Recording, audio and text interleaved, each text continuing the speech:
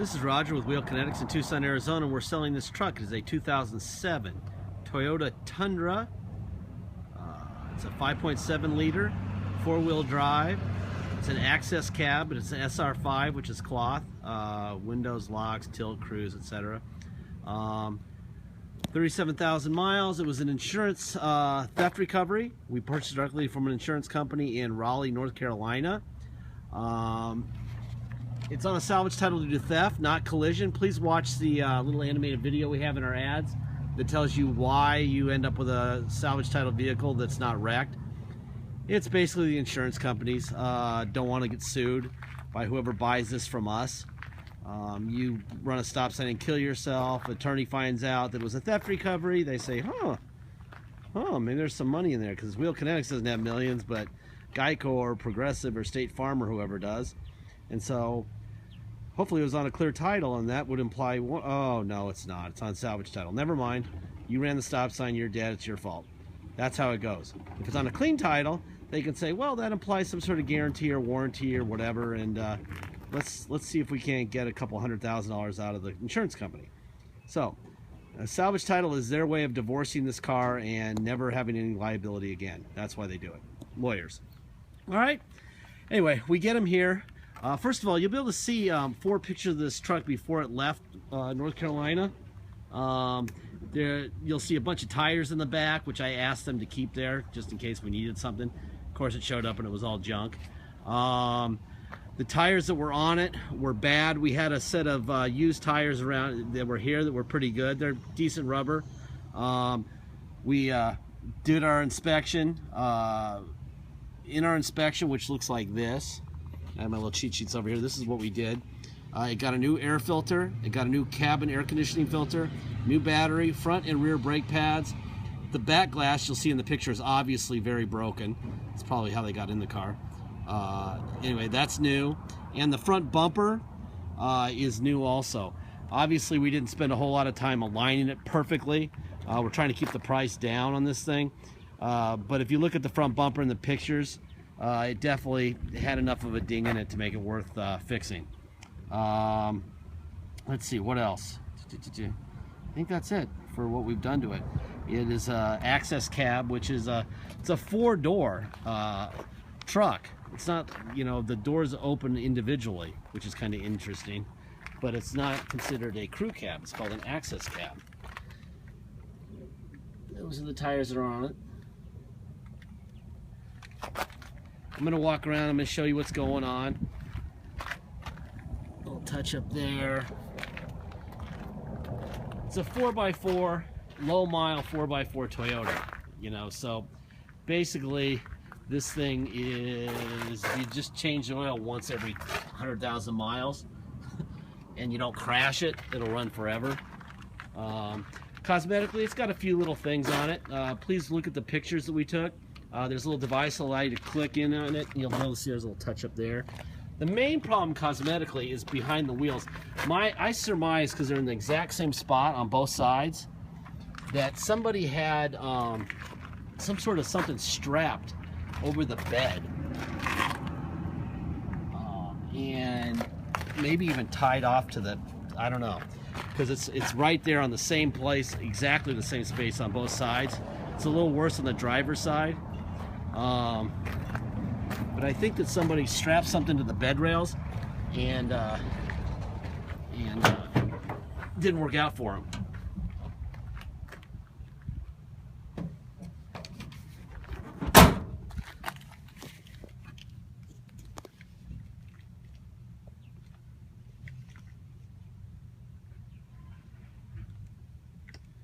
Super straight underneath. See exactly the same spot right here, and then they tried to bang it out, whatever they did, you know. Anyway, use that little device and you'll see what's happening. Cosmetics should never be an issue here, so, you know, like I said, pour over the pictures. I'm telling you where to concentrate your vision in your pictures. It would be on both sides right there. Otherwise, you know, look them over, you know, as much as you want, but that's where you want to look. If you're worried about anything, that's where I would be looking. It's got a remote. I can hear it. Locked. Unlocked. There's that. Let's see. I'm gonna fire it up, then I'm gonna open the hood. Oh, you know what? Wrong key. It's a 2-key car now, so we had to have a key made for it. The other key is for the door, and this key is for the ignition, and then you've got the remote. Yeah, we had to make another key for it. So, we have a 2-key car. 37,371. Some mileage. So the key that's in the ignition is the ignition key, and the key that is in the that is not in the ignition is a door key.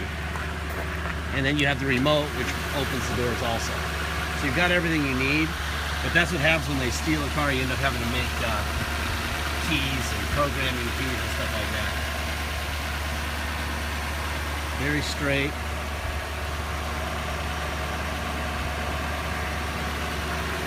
New battery.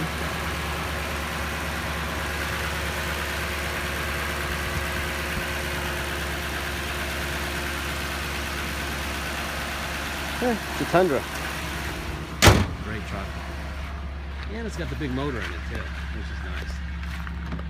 And of course I lock myself out like I do in every video. I lock myself out of the other doors. But because I've trained myself to not close the driver door, I'm not screwed. I am trainable. There's your driver rear window, up and down. Seats look great, like they've been on a 37,000 mile truck. The interior of this thing is awesome. It's actually a pretty good looking truck. I was thinking about this problem. You could get those fender flares, you know, the aftermarket fender flares, they call them bushwhackers, and they would go all the way around to about here. And all you would see would be this stuff. And really, that's not that noticeable if you make that go away. You could put bushwhackers all the way around the truck. The bushwhacker would definitely get 95% of that too, and then you wouldn't see it at all. And you can get a set of bushwhackers for I think about 289 bucks. That's where all the bins go. Should be another one there. There's another one there. Door lock. Interior of this truck is awesome. You have a manual, all that stuff. State of North Carolina inspection receipt, blah blah blah, just stuff. I'll leave that in there too.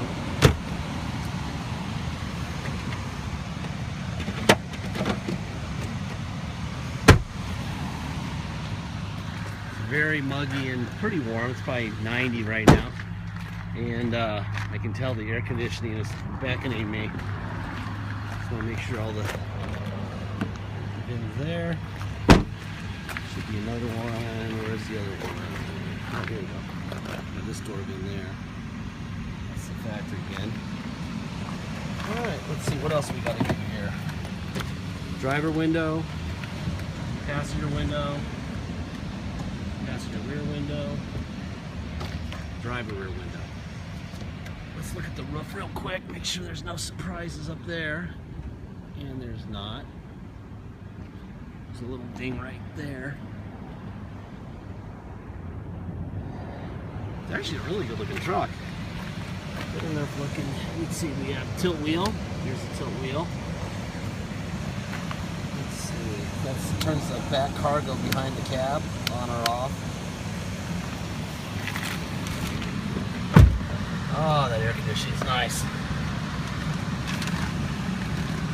And it says we need some gas. Not good.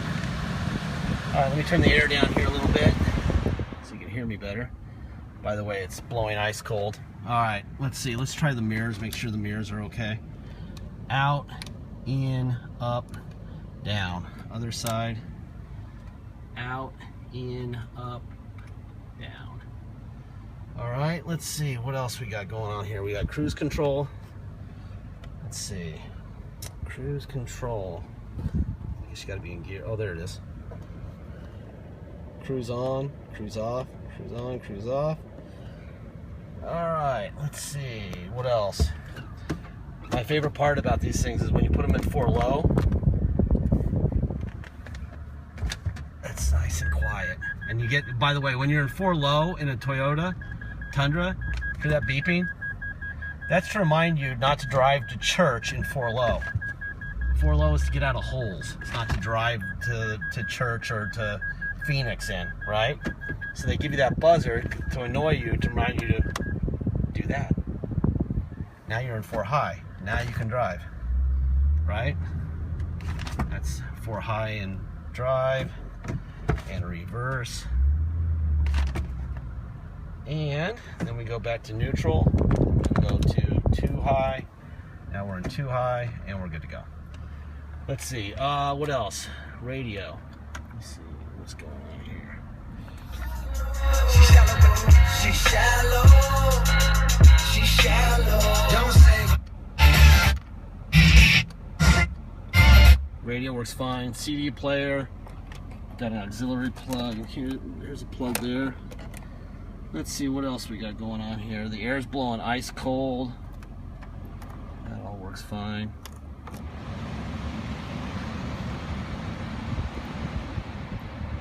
Perfect. This is a nice truck.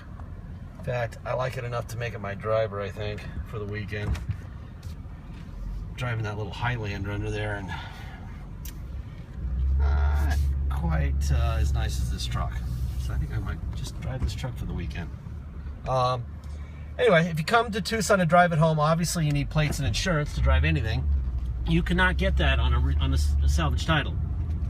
So, if you're going to drive it home, you must get a restored salvage title. We take this truck and the salvage title to the police. They do a level 3 inspection. Once we have that, we can get what's called the restored salvage title. Then you can get plates and insurance. So if you're going to drive it home, that's mandatory. We charge $200 to do that for you before it leaves, before you show up. 50 goes to state, 150 goes to us to cover the cost of our guy. The minimum time we're into this is about 4 hours, and it can be up to 10 hours depending on how busy the cops are that day. So that's why we have to add $150 to the actual cost of it to cover those days when my guy's sitting there staring at it all day. They used to let us just drop it off, and now they don't. They make us stay with them all day. Blah, blah, blah, blah. Let's see, deposit. Deposit is $500. Once we receive a deposit, we have a deal.